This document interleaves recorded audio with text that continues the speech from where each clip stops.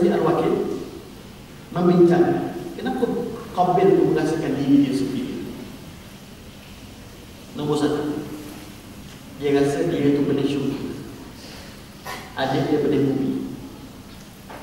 Allah Ta'ala jadikan Adam dan Hawa di syurga, turun ke bumi. Anak pertama ialah Qabil, Habil anak bumi. Dalam tubuh ibu ayah itu ada benih datang daripada syurga dan jadi aku, kamu itu benih bumi. Aku abang lu, kamu itu abang nah. Mana lagi sekali? Apa manusia yang ada watak keakuan? Watak siapa? Watak aku. Kan? Kalau jadi berkursi PIBG, payah betul nak lepas jawatan kursi PIBG. Sebab apa? Sebab aku. Kalau bagilah PIBG dekat orang lain dia berkursi, habis hancur. Sebab apa? Sebab aku je. Aku di mana?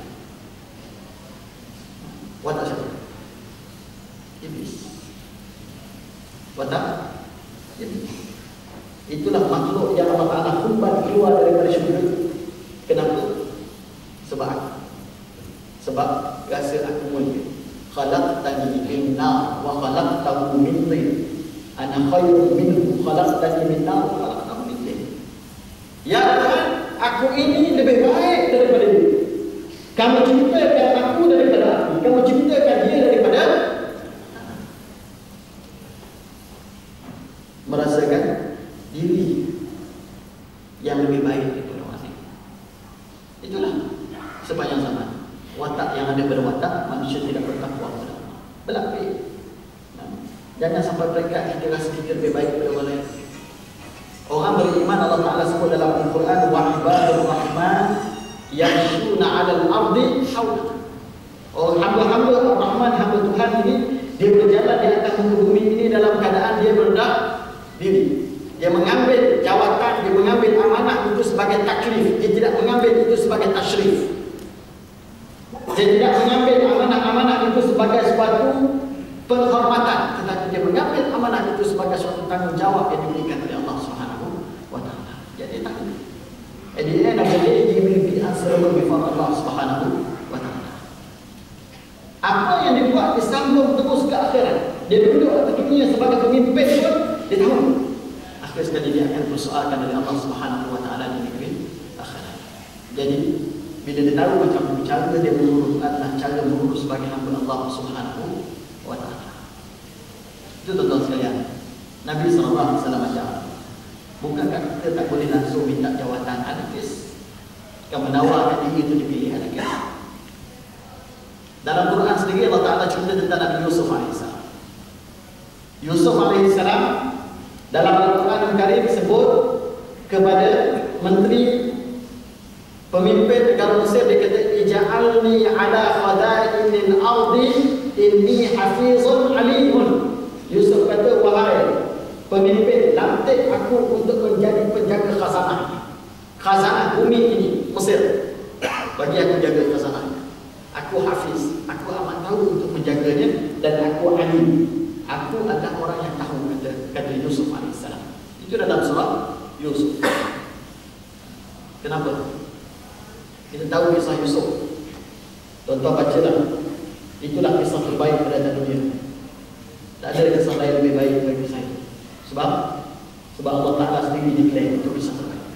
Allah Ta'ala kata di awal surah Yusuf, nahnu naqussu 'alaika ahsanal qasas. Kami cerita kepada kamu sebaik-baik cerita. Bukan dia arah oleh mana-mana pengarah-pengarah filem dunia. Bukan. Sebaik-baik cerita itu adalah kitab Yusuf. Yusuf, dia yang tafsirkan itu. Dia yang sebut kepada raja itu apa yang patut dia buat apabila 7 tahun berkelisetan ekonomi. 7 tahun yang pertama kamu mencucuk tanamlah dengan sebanyak-banyaknya, dan kemudian kamu makan, simpan. Sebab 7 tahun lagi kamu akan berdepan dengan kelisetan ekonomi. Semasa kelisetan ekonomi, kamu ambil, kamu makan dan simpan benih. Sebab selepas 7 tahun kelisetan ekonomi, kamu perlukan benih itu untuk kamu teruskan kelestarian, sustainability of this ummah. Kelestarian ummah. Jadi itu Yusuf sebut. Dan Yusuf kita, akulah yang paling baik. Dan apa watak watak Yusuf bila Yusuf menjadi penjaga makanan. Seorang pemimpin perlu ada watak Yusuf. Apa watak Yusuf? Yusuf alaihissalam, dia mencaturkan makanan untuk rakyat ketika zaman kepecikan.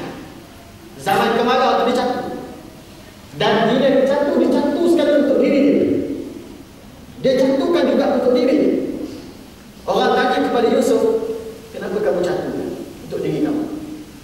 Kamu catur untuk orang lain itu betul. Tapi kamu sendiri makan untuk depan tangan kamu. Sebab apa kamu juga mencaturkan untuk diri kamu? Yusuf kata, akhshi in syabi'tu an salja. Aku takut kalau perut aku kenyang, aku lupa kepada orang yang lapar.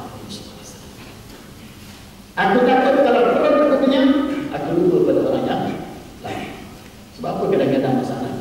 Sebab pemimpin terlalu kenyang, mengenyangkan perutnya sampai tak tahu apa yang dirasa oleh rakyat. Tak pernah bayar tol. Betul? Kita tahu daripada Bukit Jelutong sampai ke Jalan Utara 3 sen. Pemimpin yang tak pernah bayar tol, tak pernah tahu berapa dia nak cari situ sampai ke situ. Tak pernah ada dalam computation dia berapa yang kena ditanggung rakyat sebulan untuk bayar tol perjalanan sana ke sini. Yusuf kata, aku takut kalau perut aku kenyang, aku lupa pada manusia yang lapar. Tuan-tuan sekalian, itu yang kedua. Qabil, dia rasa diri dia lebih mulia. Kemudian Qabil telah bersetuju untuk mengadakan pemilihan. Qabil bersetuju untuk buat arbitration. Dia tahu solutionnya adalah arbitration, serah balik mandat, dan mandat pemilik mandat Allah Ta'ala. Hukum itu Allah Ta'ala turunkan. Dia tak bersetuju dengan hukum itu, maka dia nak datang appeal kepada Allah dengan nafsu dia. Nak kahwin juga dengan Islamiah, walaupun Allah Ta'ala kata hukumnya kahwin Islamiah sepatutnya atas habis, dia nak serahkan kepada Allah. Dalam konteks demokrasi, serah kepada rakyat. Dalam konteks Qabil nak serah kepada Allah, dan sepatutnya Qabil seperti mana persetujuan awal, dia akan terima whatever decision daripada Allah SWT. Watak manusia tidak bertakwa ini. Bila mana dia menyerahkan, membuat serahan, dia buat serahan dalam keadaan kotor. Qabil dia tidak letakkan korban yang terbaik, dia bermain kotor. Habil letakkan kambing dia yang terbaik, yang sebahagian mufassir kata itulah kambing yang kemudiannya disembelih oleh Nabi Ibrahim AS. Qad saddaqta ar-ru'ya fabaddalnahu bi dhibhin 'azim. Allah Ta'ala sebut kepada Nabi Ibrahim, wahai Ibrahim, kamu telah membenarkan mimpi kamu, dan kami gantikan dia dengan seekor sembelihan yang besar. Gantikan Ismail. Mufassirin kata itu adalah kambing Qabil. Habil yang diambil oleh Allah Subhanahu wa Ta'ala. Qabil datang keputusan, sepatutnya Qabil terima apa juga keputusan Allah. Tapi Qabil dia tidak terima keputusan Allah. Orang yang bertakwa dia terima keputusan. Kan? Ini kita tengok dalam kan, dekat Pilihan Raya ada orang sebut kita perlu bersedia menerima apa juga keputusan. Siapa yang tidak bersedia? Siapa yang tidak bersedia untuk menerima apa juga keputusan? Contoh kes Perak, siapa tidak bersedia untuk menerima apa juga keputusan? Kita umat Islam, dia ajar berterima apa juga keputusan, walaupun dengan permainan kotor, walaupun dengan permainan kotor. Habil kemudian mengajar kepada kita, dia terima apa juga keputusan. Cuma sebagai manusia bertakwa, dia menasihati apa? Allah cuma terima daripada kalangan orang yang bertakwa. Kalau kamu butuh tangan kamu untuk kamu membunuh aku sama sekali tidak akan membunuhkan tanganmu untuk membunuh. Bukan bermaksud orang baik kena jadi masa selalu dah. Orang baik kena jadi masa selalu dah. Ada ayat lain juga kan, kena tafsir ayat dengan ayat lain. Ada juga ayat lain yang Allah Ta'ala mengatakan kalau kamu manusia buat kamu ni, kamu kena bala balik dengan setara dengannya dia.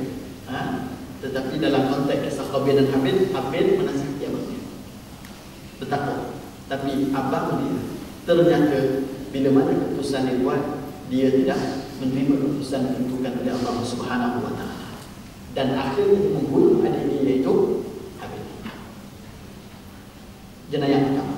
Dalam satu hadis Nabi sallallahu alaihi wasallam, Nabi kata, apa juga pembunuhan yang berlaku di atas ini. Selepas daripada zaman Qabil membunuh Habil, maka segala dosa itu ditanggung kepada Qabil. Li'annahu awwala man sanna al-qatl. Sebab Qabil adalah orang yang pertama membuat sunnah pembunuhan. Manusia lain tak pernah bunuh, Qabil bunuh. Sebab itu tuan-tuan, kita ni Nabi sebut dalam hadis tentang tunjuk orang buat baik. Man sanna sunnatan hasanah. Siapa yang tunjuk satu benda baik, baginya pahala. Falahu ajruhu mithlu ajri man amila bihi min ghairi an yanqusa min ujurihim syai'a. Siapa yang tunjuk orang untuk buat benda baik, dia dapat pahala orang yang buat kena ikut dia, tanpa mengurangkan walaupun sedikit pahala dia yang telah buat, yang lakukan. Jadi nak buat posting dekat Facebook apa, nak fikir kan?